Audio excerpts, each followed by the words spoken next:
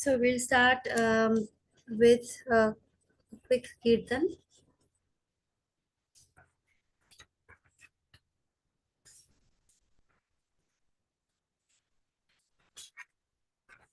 Anybody would like to do a kirtan today?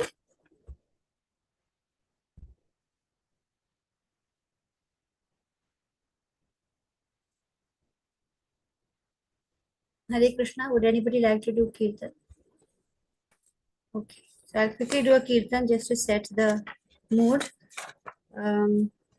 Just a small quick one. Radha Krishna Prana Mora. So this is what I did yesterday. So I'll do a shorter one. Let's do.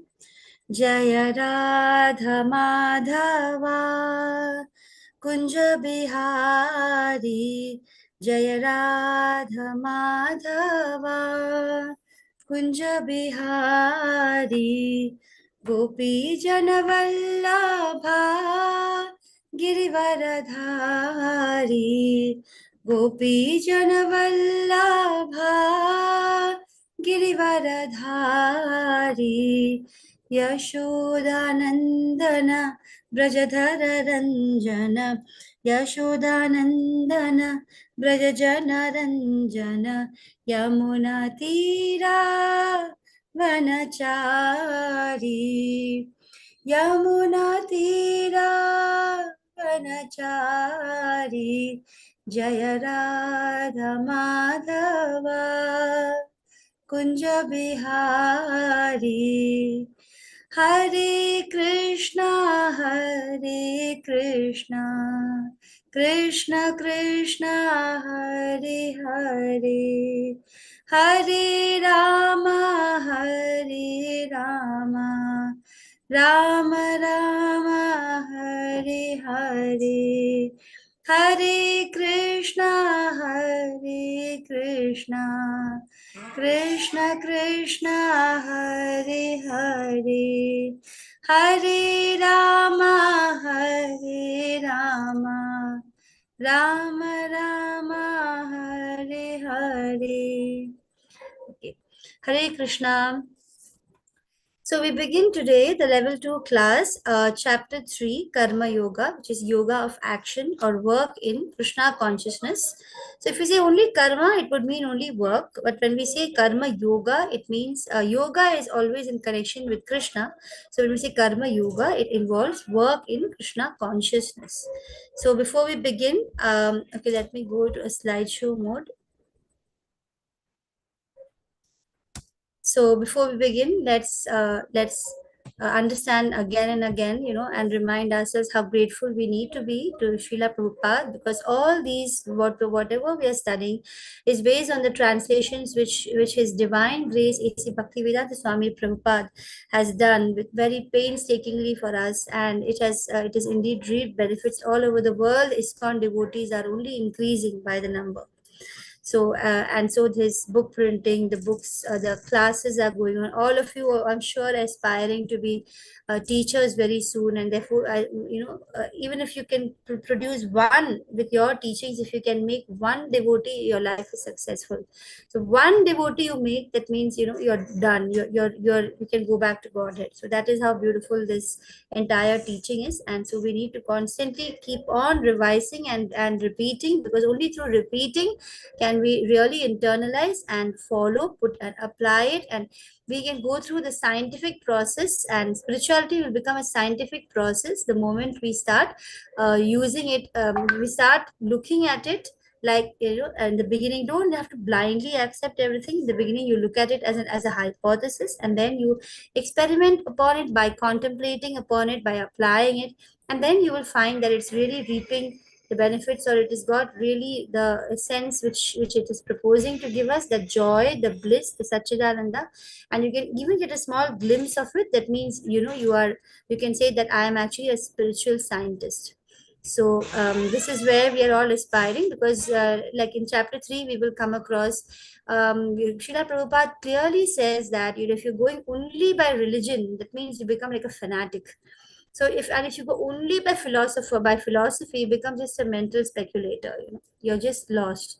So you need to have a combination of both, and it's very important that you balance both. You have to also, religion must go along with the philosophy behind it. Only then it doesn't reduce itself to mere sentimentalism.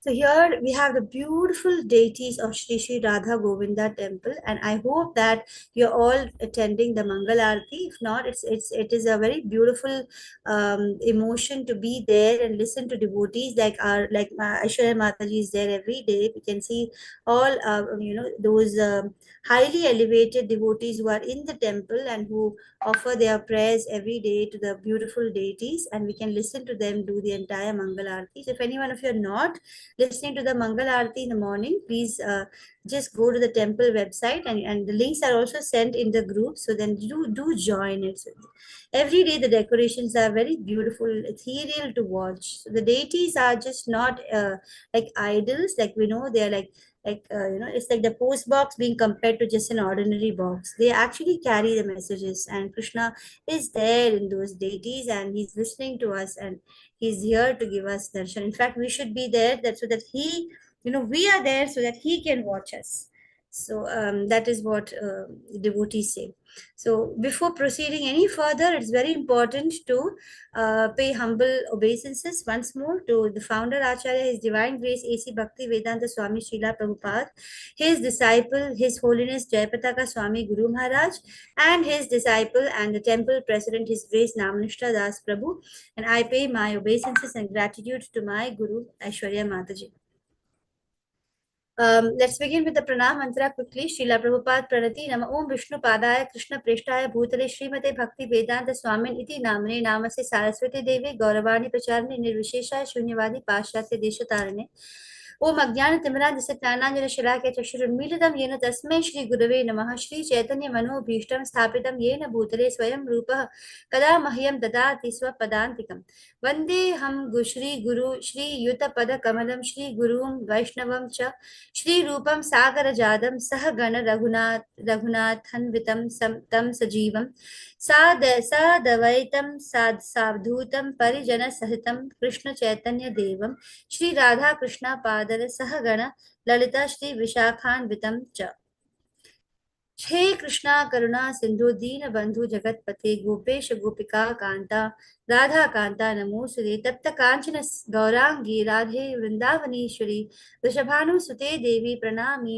हरिप्रिये वांछा कल्पतरुभ्यश्च कृपा सिंधुभ्य एव च पतितानां पावनेभ्यो वैष्णवेभ्यो नमो नमः। जय श्री कृष्ण चैतन्य प्रभु नित्यानंद श्री अद्वैत गदाधर श्रीवासादि गौर भक्तवृंद।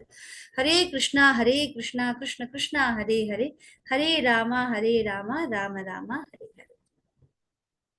So let's begin chapter 3. Before that, we quickly go to a summary of chapter 1 and 2. In chapter 1, we have seen how there is observing of armies happening, firstly by Duryodhana. The entire thing is actually happening by Duryodhana, and Duryodhana is initially looking at the opposite side. A very clever politician that he first will measure what is the opposite side, how strong it is, and then he will boast and brag about his own side, which shows basically his fear, because somebody who brags is usually somebody who is feeling insecure. And then we can see how Arjuna, when he asks Krishna to drive the chariot to the center, and he sees his relatives and friends, his guru and everybody on the opposite side, he gives a lot of reasons for not fighting. The most important ones are compassion, enjoyment. He says that there will be no enjoyment in either case, whether I win or lose. He's feeling very compassionate. He feels very saintly, where he feels afraid of sinful reactions. And then there is destruction of family traditions, which is all given in great detail. And then in chapter 2, the main turning point happens when he decides that I'm totally undecided. And there's a beautiful word we yesterday, which I discussed in great detail, which was karpanya. So in that verse, Krishna says in 2.7, Arjuna says Karpanya Dosho. So what is Karpanya Dosho? We discussed how it is miserliness, and how a miser is someone who doesn't know how to actually utilize his money. He just keeps on storing it and storing it. Similarly, we have got this beautiful gift of the human body, but we don't know how to utilize it, and we are wasting it. We're just keeping it, like, and doing nothing with it. So that is the miserly situation, that a person who is not taking up to spiritual realization, which is the goal of human life, is in. The position of such a person is miserly. So, and when Arjuna himself states that I am feeling now a miserly weakness, it's clear understanding that he knows exactly that he has fallen, and that now he is looking at everything in material consciousness.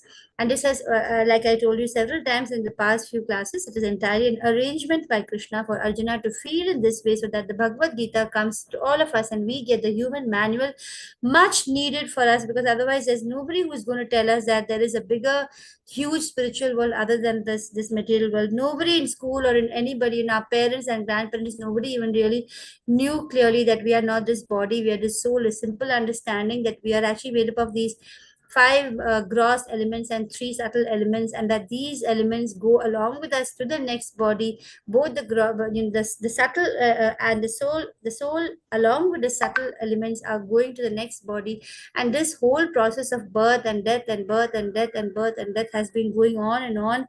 And it is at last that by the grace of Krishna we get this knowledge, where we at least can start our spiritual journey, where we can dream of going back to Krishna, and no more being trapped in this horrible cycle of birth and death, in this dukhalaya of full of these three miseries: Adi Bhuta, Adi Daivika, and Adi Adhyatmika. Yesterday, I was trying to get those words. Another word which yesterday I was getting stuck for is boomerang. So I was talking about karma, and I was saying karma is basically, something which boomerangs. That as we do good things, it comes boomeranging back to us, and if we do bad things, it comes boomeranging back to us. So boomerang is that playing a thing which you throw and it comes back to us. So these were some of the words which yesterday I was getting stuck, and then I realized, as I was pondering about it, I got them. And so chapter 2, we saw in 2.1 to 10 Arjuna's doubts and his final surrender. And then Krishna, he's a wonderful teacher. He waits for Arjuna to actually surrender. He doesn't keep barging in and scolding him and berating him right in the very beginning. He takes his time, and he waits for Arjuna to come to the situation where he is in a position to accept that knowledge. And then from 2.11 to 2.30, we can see that the jnana which Krishna will share, in which at the end he says that fight, there is no death for the soul. So there is this, what is this jnana? It is a Sankhya Yoga. It is related to Sankhya Yoga. So Sankhya Yoga, as we saw, is an analytical study of the soul, and understanding that it is separate from the body. And then it's like neti, like not this, not this. And then you keep on categorizing and analyzing exactly what the soul is, and doing a very detailed analytical study of the soul. 2.31 to 2.38 was basically Karma Kanda, where Krishna actually uses almost like the material kind of understanding, where he advises Arjuna that if you don't fight, what's going to happen? People are going to laugh at you. It will be the most horrible thing for you. And we have a whole detail of what are the losses that he will have, and what are the gains that he will have in terms of almost in material terms. And then from 2.39 to 53, we are looking at Buddhi Yoga and Nishkama Karma Yoga, where Krishna says that, which is the same as Krishna consciousness or Bhakti Yoga. There is no difference. And basically, it is doing your work without any reaction, and completely dedicating whatever you're doing to Krishna. And therefore, that kind of a work will be called akarma. It will be no longer karma or vikarma. There will be no good reactions. There will be no bad reactions. You'll be free from all reactions. And from 2.54 to 2.72, we have looked at Sthita Prajna, which is the favorite verses, like I told you, of Gandhiji. And it's basically a whole detailed discussion of how a person who has gained equanimity, how does he sit, how does he walk, how does he act, what is his consciousness. So those things have been dealt very beautifully in those verses. And in chapter 3, we have again just 4 sections. Let me see how much ever we do. We stop exactly at 8. So till 8, let me see wherever I reach, and then we can continue next class. We'll try our best to cover as much. Chapter 3 is Karma Yoga. And in the beginning itself, it starts with the confusion which Arjuna faces in terms of whether he should be a renunciate or whether he should work in Nishkama Karma Yoga. Now, this whole confusion has happened because, as we see in the previous chapter, from 2.11 to 2.30, Krishna has gone on and on and on about Sankhya Yoga, where he's talking about kind of philosophical mental speculation. And then later on, from 2.39 to 2.53, he talks about Buddhi Yoga or Nishkama Karma Yoga, where he's trying to say that, you have to just do the action and surrender the result to me. And so there is, even in the common world, it is very common for people to think that Krishna consciousness is for somebody who is just sitting and doing nothing. It is kind of a useless activity. You just sit and keep chanting and there is nothing else to it. And then some people even go to the extent who are really who have taken up to Krishna consciousness, they also feel that I must stop all this work. I just want to sit and chant every time. Of course, chanting is the most important and basic step, but that doesn't mean that there is nowhere it is being told that you need to stop all your activities. So in this chapter, we will understand why that is not so. It's not like you should stop every activity and only do chanting. That's not at all. As per what the common people think, just sit and meditate the whole day. That is only for the Satyuga. And there is no chance of such a thing being advised to us in the Kali Yuga. We are supposed to do our duties and offer the results to God. That is it.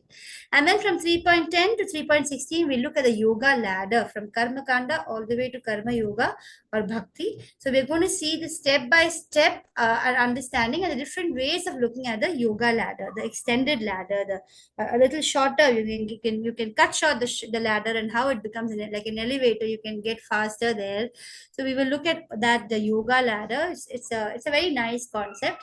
And then there is this concept from 3.17 to 3.35 about how acting dutifully with detachment to set a correct example. So this here is a little about leadership and setting an example and being a role model. And from 3.36 to 3.43, we have the biggest enemy is lust. So why you need to be beware of lust and anger. And so those were will be the last verses of chapter 3. So chapter 3 is basically all about Karma Yoga, and we're going to look at it in detail. So it deals first with the confusion that Arjuna experiences from 3.1 to 3.9. Arjuna is very confused. So Krishna actually has no reason. He is not trying to use jugglery of words or trying to confuse Arjuna. That is not Krishna's intention at all. However, Arjuna, for the benefit of all of us devotees, he actually is expressing that, Krishna, you have been not speaking in a very organized way. The way you have been explaining about these parts of renunciation and working with Nishkam Karma, I am thoroughly confused. I don't know what actually you are wanting me to do. What is it that you want? Should I become a renunciate and leave everything? Because on the one hand, you're saying that that do your work and offer the results to me, and on the other hand you're also saying that contemplate upon the soul and go into meditation. So he thinks that stop doing everything and then start meditating upon the soul. I'm the soul, I'm not the body. And so he thinks that it is all about renunciating and meditating. Actually, what the truth is that Arjuna really doesn't want to fight at this point. So he is trying to find some way by hook or crook to get Krishna to say to agree to that. He basically at this point of time he doesn't want to fight. Another way of looking at it, another perspective is that he wants us to be more clear about this, and therefore in this chapter Krishna will very clearly demarcate that there is renunciation, there is working with Nishkam Karma, but then he clearly declares that absolutely equivocally, he declares that it is working in Nishkam Karma Yoga, which is a recommended path. So summary of the entire chapter 3 is begins with Arjuna's confusion, whether to do renunciation or whether to do action. And then it is followed by the explanation of how renunciation is difficult for us in our embodied. We are embodied people, we are conditioned souls, and so taking up renunciation is very, very difficult. And so the prescribed action for all of us in the Kali Yuga is to work with detachment, because there's never a time when we cannot do any work. Even when we are not doing a work, that is also work. So whatever work we are doing it with detachment for the fruits and offering it to Krishna, that is is Karma Yoga. And that is the path which has been explained. And then we will be seeing the Yoga ladder. And 17 point from 3.17 to 3.35, we'll be looking at if even if Arjuna is qualified for renunciation, he should still do karma to set a right example. And finally, the last verses, which are very, very important, we understand how the formidable enemy on the path of yoga is lust. So yesterday we had also discussed about how, it is a very false, belief that people think that thoda sa, like little bit is fine. So there is no fine. In the spiritual path, there is no fine for a single material desire. There should be no sense of proprietorship, and that is the high, because Krishna doesn't come cheap. And we have been, so many births and deaths. Why? That's because we need to purify ourselves to such an extent that we burn away all our past karma, and we are in a state where we don't produce any further karma. And so we have to reach that pure state of mind, and where there is no scope of lust. Lust is any kind of material desire. So this, any form of material desire, when you already got this beautiful knowledge of what is Krishna consciousness, you have already understood that you are the spirit soul. You are actually a spark, and your main job is to understand that it is only because of your desire to lord over the material world that Krishna has sent you and put you into this prison of this body of 8 elements. And we are going and struggling with our senses, and Krishna knows that. And the reason is we will cause disturbance. If we go to the spiritual world in our present state of mind, we are going to cause a great deal of disturbance there, because we are still got lust, we have desire, we want to lord, we want to be separate. So the whole reason why we are here, unless we eliminate that reason, there is no chance of us to go back to the spiritual world. So we have to conquer lust. Only then, and that can be done by deliberate. It needs effort. It just doesn't happen in an automatic way. You have to you have to have determined devotional service.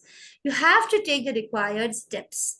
So this is why this particular set of verses are really, really important. So let's look at the first verse. Arjuna uvacha jayasi chet karmanaste mata buddhir janardana tatkim karmani ghore man niyojayasi keshava. So here Arjuna is talking about, again, like we just now mentioned, he says that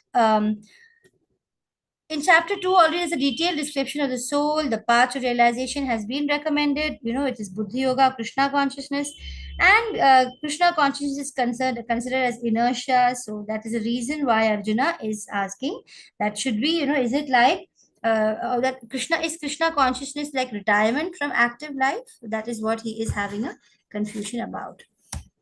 Then, so he's asking, should I go this way, that way? What is the way? Please be clear about Ekam Vada. He says, Ekam Vada, tell me just one. I want you to tell me one thing. Should I go into the Sankhya kind of philosophy and sit and meditate about who am I, I am the soul, I am not the body? Or should I, come on, take action and do dedicate all my results to the Lord, like how you had said. So then, and what is the relation between chapter 2 and chapter 3? So we had seen in chapter 2.49, and I had said that this is a very beautiful shoga, Durena Yavrena, where Krishna is actually telling Arjuna that keep away, far, far away all abominable activities by doing Buddhi Yoga. And then this war, so Arjuna is very smartly saying that you said that, and this war is obviously abominable. It's abominable to go and fight with your teacher and everybody. So he's saying that Buddhi means intelligence, and by using intelligence, you're trying to say that you should avoid all abominable activities. Therefore, why should I fight? Because it's abominable thing. And Krishna, why are you then urging me to fight? Right? So he's trying to bring about this connection, these different connections, and using Krishna's words to, basically have him to say that don't fight, which is not what Krishna is going to say. He's going to clearly tell him that you have to fight. That's your duty. Although he gives him liberty, basically we need to understand that the one thing the Lord always gives every one of us is limited liberty. We don't have complete liberty, but every human, every Jivatma has a liberty, a certain degree of liberty. How much liberty? You can compare it to a cow. a cow which is tied to a nail, how long that rope is, till that distance we have the cow will have liberty. It cannot go beyond. It cannot, cut the rope or remove it by the rope by himself and just go free, because we are in contaminated state. We are bound by the material modes of nature. Why? Because of our own desires. The whole reason why this material world exists is because of our own desires to lord over something which doesn't even belong to us. Still, Krishna is so benevolent. He creates a whole huge material world. Again, I just want to remind you that the spiritual world is much, much huger. The comparison is like a city where everything is going on perfectly, and then there are some disturbing elements who just don't want to follow what is to be followed, and then they are put into the jail. The jail is just a small little building inside a huge big city. Similarly, the spiritual world is a beautiful, very huge, all the different Vaikuntha and so many other different spiritual worlds are there. They're all so beautiful, all are transcendental with the light of Krishna, and there is no need for any sun or moon or light or anything. It's just transcendental all the time. Every word spoken there is music, and every step is like dance. So beautiful, and every thought immediately becomes into fruitify. Every thought that you have is granted because you're a devotee. What happens is when a person becomes a pure devotee, Krishna becomes a devotee of the devotee, because there is so much of love, pure love. There is no expectation of any return. And so Krishna knows that when the devotee is completely pure, Maya will test you in every way. Only when you have been tested by Maya completely and be very sure that you're so pure that you're eligible to go to spiritual world in the first place. And when you reach there, your thoughts are, it's like your thoughts, whatever desires you have, will be immediately granted. There will be no gap also, because Krishna knows that this person is, is Krishna conscious, and so he is obliged to grant every single wish of yours, because it is not for you for your own. You're surrender. You're a surrendered soul who knows your constitutional position with complete clarity. You've passed the examinations of Maya, and then you reach the spiritual world. That is a high degree of this of surrender, and that reaching that pureness where you become a pure Sachidanand. You are not contaminated at all. I don't know where I kept shifting, but coming back to where we are, the connection between chapter 2 and chapter 3 is that Arjuna is trying to say all these things, and he actually doesn't want to fight. Krishna is telling him, no, you have to put in your efforts, you have to do your duty. You only need to not have any attachment for the fruits at all. So that's what he says. Okay, I would like to remind everyone, I can see Ravi Prabhu. Thank you so much, Hare Krishna, Ravi Prabhu. Please mark your attendance. Tomorrow is Gita Jayanti as well as Mokshada Ekadashi, and it is a very beautiful and important event, because it is a very same day that Krishna had delivered the Bhagavad Gita to Arjuna. And so if any of you are familiar with that, please follow the Ekadashi, and if you're not familiar, please, you can go to ISKCON Desiratory or any of the websites related to ISKCON, where you can get a clear understanding and try to do some sort of fasting. At least a minimum you can do is try to fast from grains, because Ekadashi is something that Krishna loves, and he wants all his devotees to follow. And so that is really good to do. So please do try, unless you have a health problem. I would request everybody, because you get to become a devotee of Krishna quite quickly if you follow the Ekadashi. Ekadashi is very, very special for Krishna. So chapter 3 begins with Arjuna's question, like we just now saw, to clarify the confusion. And according to Arjuna, renunciation of jnana and work are incompatible. Whereas in this chapter, what we will come to know, as I have already stated, is that they should go hand in hand. We cannot have only religion, and we cannot have only speculation. It has to go hand in hand. Otherwise, religion will be lost to sentimental. It will be called like just a sentimentalism. In fact, it might even go to fanaticism if you don't bring in along with it a certain degree of understanding the philosophy behind it. So this one we have already done. So let's move on. In 3.2, Arjuna is continuing to ask the question. He is continuing to say, Vyamishreneva vakyena buddhim mohayasiva me tadekam vada nishchitya yena shreyo hamapnuyam. So tadekam, I think this one also we have done. Give me one instruction. Don't keep on confusing me Do this, do this, do this, do this. Do Sankhya Yoga, and then after that, do bhakti. Do bhakti, do buddhi yoga, do Krishna consciousness. So then you're confusing me. Make it very clear. What is it you really want me to do? So then Krishna will start explaining from here onwards. 3.3, we have the Sri Bhagavan Uvacha, and this is it's a very beautiful understanding from this chapter 3. I had got many revelations when I was learning this.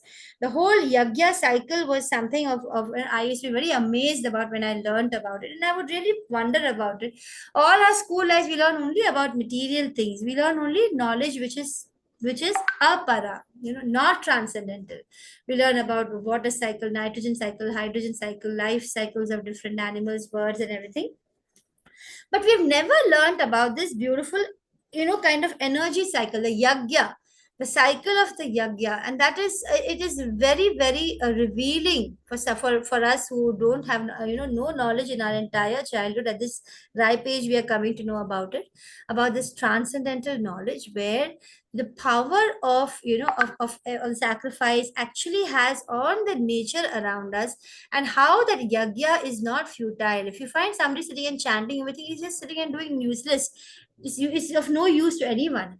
But his chanting is actually, it actually got a direct connection to the prosperity which comes to the world around him. I mean, how important is chanting? Chanting is actually is the cause of prosperity. The demigods become happy when you are engaging yourself in the yagya. So yagya is sacrifice. And the yagya or sacrifice which has been prescribed for the Kali Yuga is chanting. So as we have seen in level 1 also, each yuga has a prescribed yagya. And the yagya for the Kali Yuga is chanting. And Chaitanya Mahaprabhu has told us to do congregational chanting. So come together. As a family, if you can come together, great. But if your family doesn't support you, it doesn't mean that you don't chant. You can always continue the process of Krishna consciousness, whether you have support from your family or your spouse or your parents or whatever. You have no reason not to go on with Krishna consciousness just because you don't have support. We have so many instances where we have, the brother hasn't supported, for example, in case of Vibhishna, or we have the husband hasn't supported, like the Brahmanas, the Brahmanas' wives. And so we have ample examples. We have Prahlad Maharaj, whose father was against him, didn't support him at all. So even without support, we can continue on the path of Krishna consciousness. And the chanting and the devotional service that we do has immense benefits, not only to yourself, but to the world around us. There's a lot of, we will see in the cycle of yagya, how it actually has far-reaching consequences. So this section is all about Nishkama Karma Yoga in particular.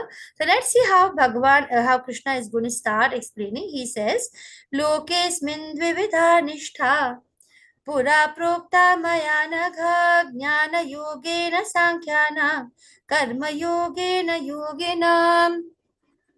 So here Krishna is saying that, oh sinless Arjuna, I have already explained to you that there are two classes of men who realize the self. Some are inclined to understand him by empirical philosophical speculation, and others are inclined to know him by devotional work. So, if you remember yesterday's class, I started with the verse 2.39. So, in 2.39, Krishna is just explaining that so far, up to 2.38 verse, that is, I have been explaining to you Sankhya philosophy. The Sankhya which Kapila of Srimad Bhagavatam had said, not the fake Kapila, not the atheistic one.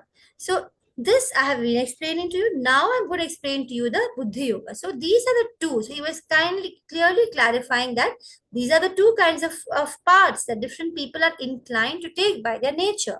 Some of them are inclined to take the Sankhya philosophy, some the Buddhi Yoga.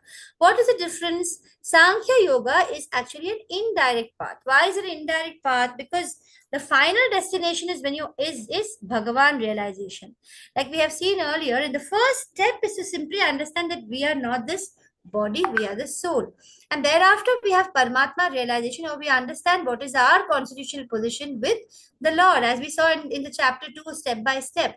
This first you understand that you understand the distinction between the body and mind, and you identify yourself with the soul rather than the body and the mind.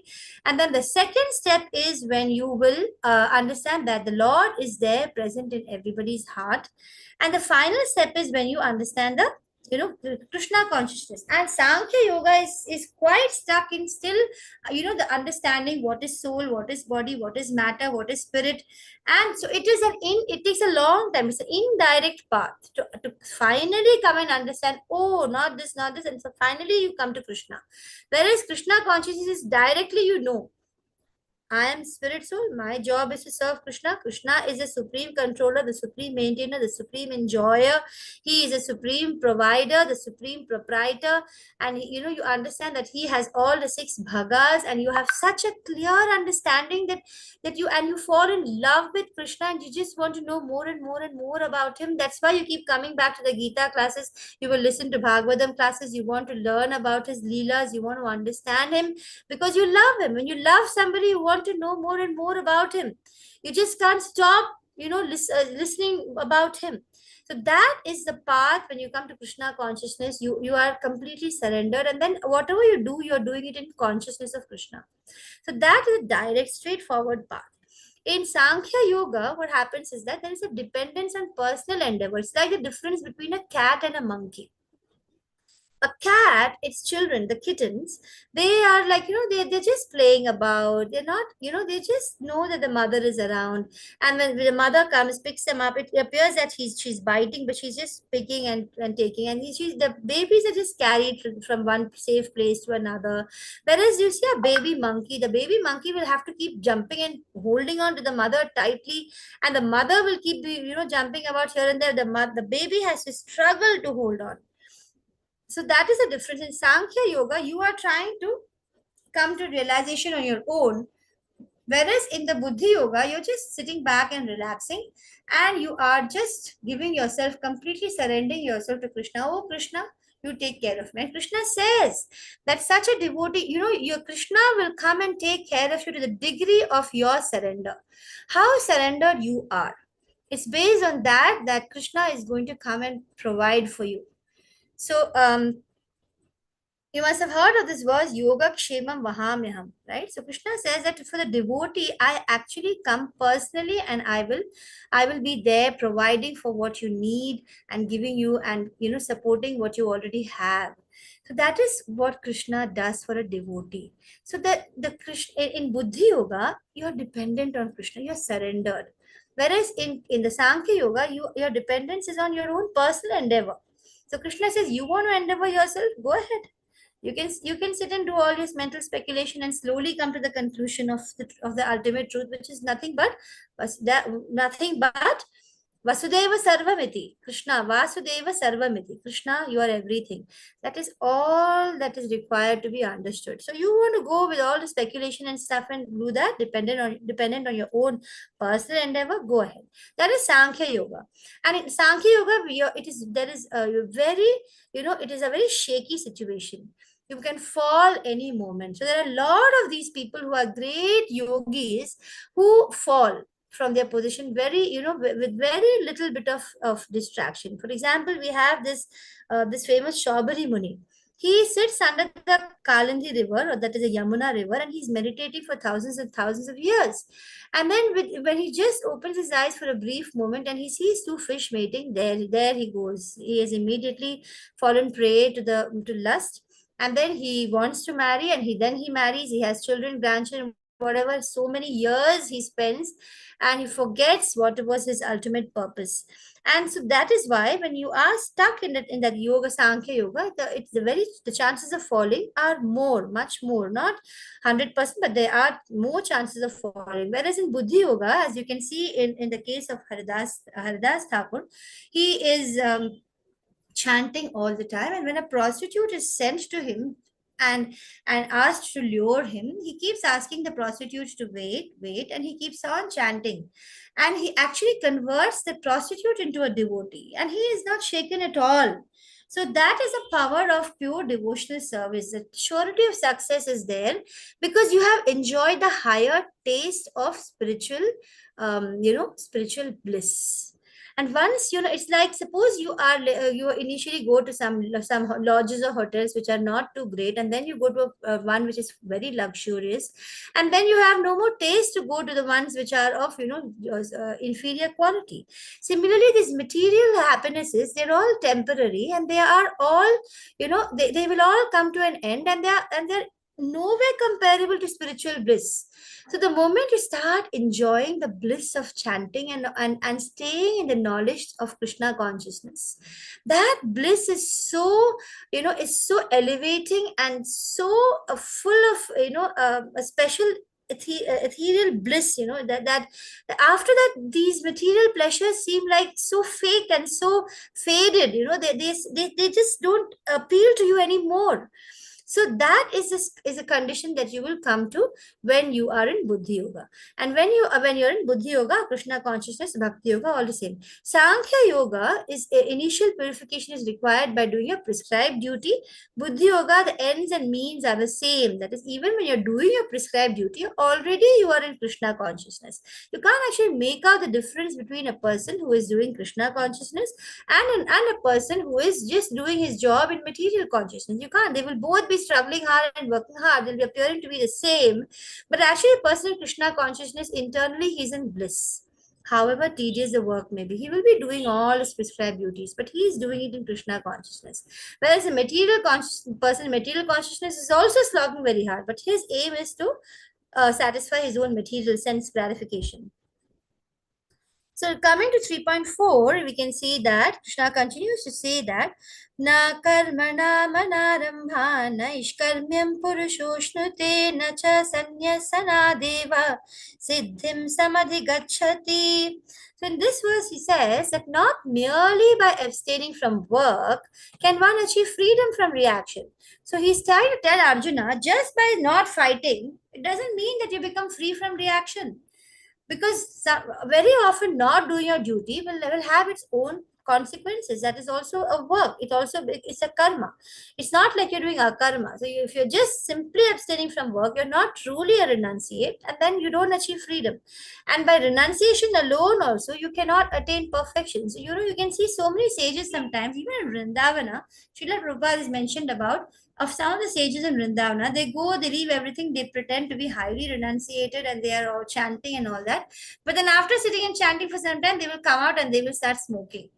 This person who's not even been able to give up smoking, how is it that such a person can be expected to be a true renunciate? This is all false. So we can talk about this in terms of Yukta Vairagya and Phalgu Vairagya. So person is Yukta Vairagya is somebody who is a truly, that ripened kind of a renunciate. That you have to reach a very high stage. Whereas a Phalgu Vairagya is somebody who is just, he's a pretender. So we have a very strong word actually in one of these verses. I think it's going to come very soon. It's called Mithyachar. There's one verse which talks about a pretender. So, there is a very good chance of several people who think that they are, very highly elevated, but they are merely pretenders. They haven't reached there at all. So Krishna it's so beautiful, this Bhagavad Gita, right? Some people, they'll say, oh, what is this? I don't believe in this, because there are so many people who are sages and they are roaming about. But Krishna is telling us here directly, there are going to be many such people who will be falsely in the false idea that they are renunciate, but they have not reached there yet. Just simply by abstaining from work, they've not achieved freedom from reaction. They are very much in this material world, and nor by renunciation alone you can say that, okay, they have renunciated, so they are perfected. No, not at all. Krishna is very clearly explaining that. And in 3.5, Krishna says, Nahi kaschik kshanamapi jatu tishtati akarma krit karyate hyavashah karma sarvah prakriti jair gune. So we are all trapped in this prakriti, made the three material modes. Everyone is forced to act. There is no way that you can't act. So, Krishna actually clearly tells Arjuna, even though you pretend that you're abstaining from work, ultimately you, by your nature, you're bound by your nature and your previous karmas and the modes that you have been feeding in your previous lives, you will be forced to take action. There is no way that, you might say this and say big words, but ultimately there's no one who can refrain from doing something, not even for a single moment. That's what he says. So in text point 5, we are looking at how there is activity is must in a nature. The soul, we need constant engagement. Occupation is dictated, when occupation is dictated by illusory energy, what happens? And then when it is in Krishna consciousness, what is it that happens? In Srimad Bhagavatam 1.5.17, we understand that in Krishna consciousness, even a little bit of progress that you make, for example, just simply sitting and attending this class and giving a ear and just listening to this chapter 3 itself is never going to be of any loss. Whereas probably if you would have engaged yourself in some material, effort, that with no Krishna consciousness, it would be mostly, futile, because you won't be able to carry to the next birth. It won't be permanent. Whereas even a little bit of progress you make in spiritual life actually will ensure that you are that this will benefit you. It is going to give you benefit, if not only in this birth, in your spiritual journey, it's going to be there with you. And when a person is in contact with material nature, he would immediately acquire the material modes of nature, the sattvagun, rajogun, and tamogun. And the prescribed duties are there recommended in Shastras. The prescribed duties, why should they be done? Because they purify the soul from all the affinities, and you're doing your duty without attachment. Obviously, your soul becomes free from all the affinities, and then ultimately you will lead to Krishna consciousness. If not, then if you're not led to, if not, then failure. I mean, in Krishna consciousness, there is no failure actually. There is no chance of, even if there is a failure, that it is, you will again come back and get another chance in a higher family, as we will see in another in other chapters. So this is the one I was talking about, where you can see a person who's appearing outwardly like a renunciate. He's in a, wearing a garb of a sage, but you can see that he clearly has not controlled his senses, simply because he is taking an intoxicant. He cannot even have control over his smoking tendency. So in this verse, we can see one who restrains the senses of action, but whose mind dwells on sense objects, certainly deludes himself, and he's called a pretender. So this was a verse I was talking about, where Krishna uses a very strong word, mithyachara sauchyate. So such a person is a mere pretender, and there are no dearth of pretenders. So we need to be very careful, from whom we are taking knowledge. It should be from the disciplinic succession, and not somebody who is merely giving some sweet words and tell you it's okay to take a little of this. It's okay. It has to be somebody who is like Srila Prabhupada, absolutely no dilution of what has been prescribed to, because it's not a small thing. For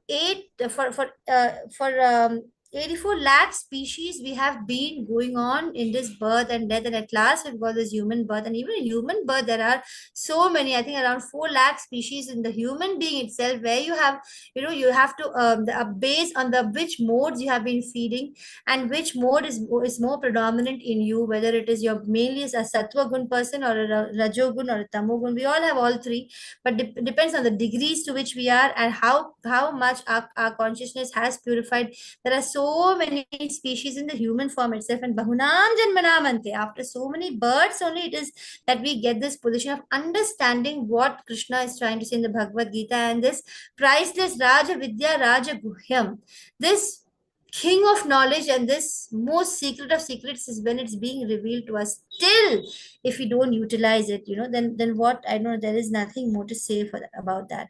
At least now, after coming to know, there is absolutely, we should understand how tough it is to get this knowledge in the first place. And then we should not leave any stone unturned to try and make this our last, so that at least we have no more births, and we can straight away go back to Godhead, and we will be free from this material body, the gross and the subtle body, and we become pure, Satchidanand, for which we need to chant, nothing else, simply chant every day, and try to chant offenselessly as much as possible. It's okay in the beginning, there will be automatically offenses. Your mind will not be in control. Tomorrow is Ekadashi, so even if you're not able to keep a diet, please try to chant. If anybody is chanting 1 round, try to chant 2.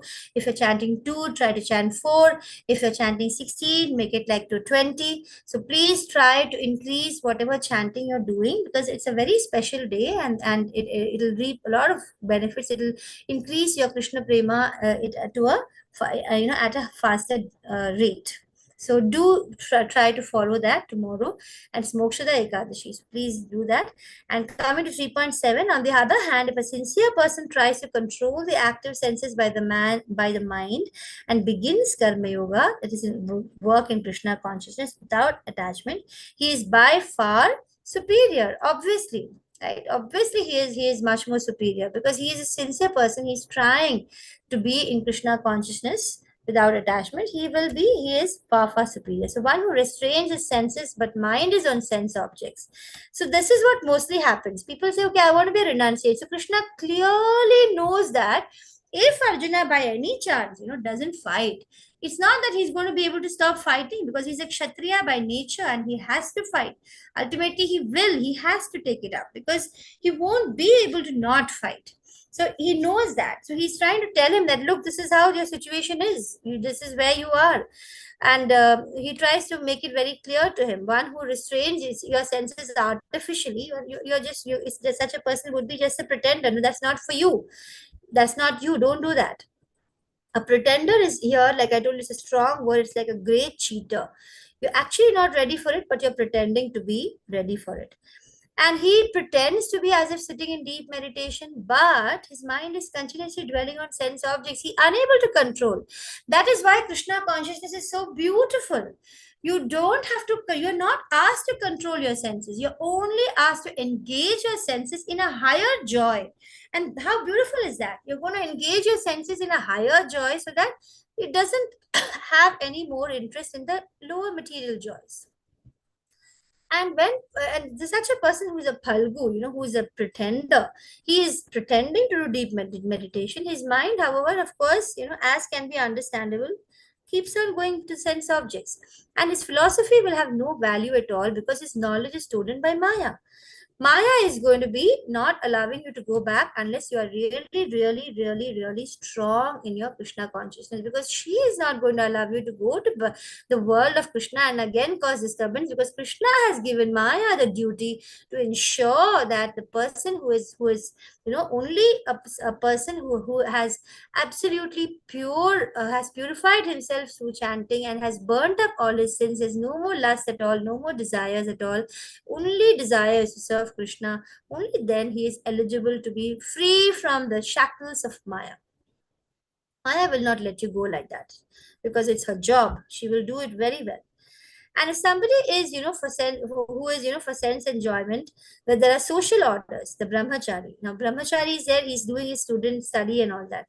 And then he needs, he wants to have a mate, then he is allowed to marry. He can have a grihastha ashram. And then there's vanaprastha, and then there's sannyas. So then you can follow. For sense enjoyment, there are social orders which you can follow and you can do it. It's not wrong. And you follow all the rules and regulations of the different orders, and then there is gradual purification. It happens. A sincere person, however, he can control his senses and his mind simply by engaging in karma yoga, where he is doing his job without any attachment, and that is far superior. And that is basically bhakti yoga. So let's look at this. Niyatam kuru karma tvam karma jayo hya karmana sharira yatra pichate na prasiddhe akarmana. So Krishna says that perform your prescribed duty, for by doing so is better than not working. One cannot even maintain one's physical body without work. So there's another point. If you think that, okay, I'm just going to sit and meditate all the time, who is going to give you food? Nahi suptasya simhasya pravishanti mukhe mriga. Just because the lion is like the king of the jungle, he's like lying down, and suptasya, sleeping, simhasya, the lion, the deer is not going to come nicely walking and come into your mouth. Even the lion, the king of the jungle, has to better get up, fight, and get your capture your prey, work for it, and then you get your prey. So you have to maintain your body. You have to work. Ultimately, you have to. So then in 3.9, it's actually a very important verse. It's Krishna is saying in 3.9, yajnathat कर्मणो न्यत्र लोकोऽयं कर्म बन्धनः तदर्थं कर्म कौन्तेय मुक्तः सङ्गः samachara. So in 3.9, as we can see in the translation, Krishna is saying that work done as a sacrifice for Vishnu, same as Krishna, has to be performed. Otherwise, work causes bondage in the material world. Therefore, son of Kunti, perform your prescribed duties for his satisfaction. And in that way, you will always remain free from bondage. Rishi Kena, Rishi Kesha,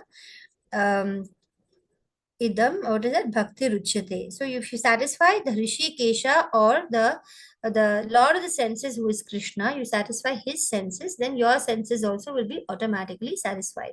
So, O Krishna, Kunti, O son of Kunti, Kante, perform your prescribed duties for Krishna's satisfaction, and then you will be free from, you will remain free from bondage. So that is what 3.9 is trying to tell us. So this right. So this is what this 3.9 is all about. And in 3 point, which verse is this? Yeah, 3.8, there is, we're going back to 3.8. We're looking at how prescribed duties, when you're performing, there is a gradual purification of heart, whereas renouncing them, it reaches causes fall down. And you're given up, you have given up your duties before purifying your heart. And Arjuna is in the Kshatriya and he's also a Grihastha. So he needs to engage himself. Work should not be done up capriciously without purification of material propensities. And in text 3.9, we have seen that action or work which is performed for satisfaction of Vishnu or Krishna is not binding, whereas it is liberating. And when it is done and when you act under the guidance of a spiritual master, you will automatically be gradually elevated and you will develop transcendental loving service of God. Because, blind person cannot guide a blind person. Somebody whose hand is tied cannot make another person whose hand tied free. So similarly, what we do is we go to all these mithyacharis, we go to all these pretenders, and then we expect them to free us, whereas they themselves are bound. So we need to go by the disciplinary succession. So we need to find out a guru who is a spiritual master who is liberated. How do we know he's liberated? Because he will have absolutely no selfish desires at all. His only wish and his only goal is to get more and more people to become Krishna conscious. He will have absolutely no other motive. And then he will help you to gradually go back to Godhead, which is the ultimate aim of human life. And otherwise, what happens is action will cause you will get back into the cycle of birth and death. And then, the best part is you don't even know which body you're going to get. However, those of us who, since we are in this path of trying to understand spiritual knowledge and we are at least making a small attempt, therefore, maybe, we can hope that we can get a human body if we don't go back to Godhead in this birth. Because once you take up to spiritual, to spiritual knowledge, spiritual seeking, once you become a spiritual seeker, then Srila Prabhupada has said in one of his lectures that then there is every possibility that you will get at least a human body. But for those people who do not take to Krishna consciousness, for them it is a big risk. There is very little chance to get the human body again, because he has not utilized the human body in the right way when he was provided one. And so there is more chance, was based on what kind of a sense gratification he's going for, he will be getting that kind of an animal or whatever body. So based on the good and bad actions, you will have to go back to cycle of birth and death. So there is the yoga ladder. There are three kinds of yoga ladders which we'll be going through. Oh my God, it's already almost 8. So there are three kinds of yoga ladders that we'll be going through in this chapter. So this is extended one where you can see how it is a long path. So first of all of us have begun with somewhere with the animal lives and all the different animal and plant species and everything. And then you get the human life where you start off with Karma Kanda. What is Karma Kanda? Karma Kanda is working with the desire for fruitive results, where most people are in Karma Kanda. 99.99% people are in Karma Kanda stage. Why? Because they are all working for their own sense gratification. They go to the office. Why? Because they'll get salary. How much will they work? Based on the salary they're given, based on the bonus. And so they will just work, whatever money they get, they might put some small 1 or 2 rupee coins in some temple or give some amount of money in charity or something. But predominantly, they will be keeping everything only for their own sense gratification. And they're not Krishna conscious at all. So such a person is purely based, is living his life on the idea that he is this body. He has no idea about soul. He has no idea about life after death. He doesn't even believe that I might get another body, which I really wouldn't want, just because of my sinful life that I'm leading right now, just pursuing material sense gratification. So that person is in karma kanda stage. Now gradually he will elevate. He will come to the position of the sakama karma yoga, where he will the fruits of the work that he's doing, he will little bit try to offer it to the Lord. So that is sakama karma yoga, little bit. And his fruits of work, and he gets the fruits of his work in terms of fame and wealth, and he will use a part of it for he will use a part of it to try and understand his spiritual position. And then he gets further gradually elevated to the Nishkam Karma Yoga, where he becomes totally in bhakti, where he's got like in bhakti, in the sense that he's totally Nishkam, no desire for himself. He has reached a stage where he's not desiring anything for himself. And sometimes what people go after this, instead of going straight to bhakti, the yoga ladder is extended further. They get too much occupied with Gyan Yoga, where they are constantly contemplating about this philosophy. And then such a person will be like, he will get the sunshine. It's like, if you compare bhakti yoga to entering the sun planet and reaching Krishna himself, then when you do ashtanga yoga, you're reaching the sun disk platform, where you are like just understanding that the Paramatma form of the Lord, that he is residing in our hearts. And in the Gyan Yoga, which is a little further away, you're just looking at the sunshine. You're still very, very far away from Krishna, and you're just looking at the energy around, and you're kind of speculating about this energy of the Lord, and you're trying to accumulate knowledge about it, so that slowly you will try and get closer, and then you'll be able to experience the God within you when you do Ashtanga Yoga. And then you get mystic. There are very mystic side effects. It's extremely dangerous to become a Siddhi, because mostly when you do Ashtanga Yoga, you will get different kinds of Siddhis. In the Bhagavatam, there is a whole list of Siddhis. Hare Krishna devotees, kindly mark your attendance. Ravi Prabhu has been repeatedly putting it. I request all 15 of you who are here with me today to put your attendance. Actually, it is 8 o'clock, so I think I'll quickly finish the yoga ladder, and then we do the rest next week. Then from the extended yoga ladder, there's this little faster one, which is slightly progressive, where from animal life you come to karma kanda, you come to sakam karma, nishkam karma. Instead of doing all the other, the previous one, the bhakti, the jnana, ashtanga, and all that, you straight away after nishkam karma, you have become a devotee with no desires, and then you are into bhava bhakti and prema bhakti. So this is a very beautiful, faster way. But the fastest is the express elevator, which is what we are all trying to be in. We want to be in express elevator. We don't want the extended ladder at all. We don't want to get lost in siddhis. We don't want to be in a situation where we are fallible.